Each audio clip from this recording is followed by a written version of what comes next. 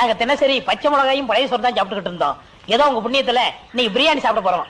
மனுஷன் படிச்சதுலயே உருப்படியான ரெண்டே விஷயம், ஒன்னு நான், இன்னொன்னு நீ.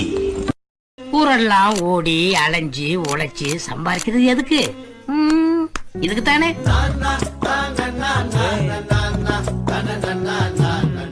நான் உனக்கு தர்றது சோறு இல்ல தம்பி, இன்ஃபர்மேஷன். Information is wealth.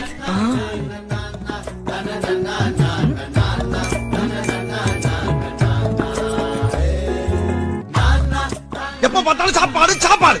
இனிமேல் சாப்பாடை பத்தி பேசினா வாய் இருக்காது.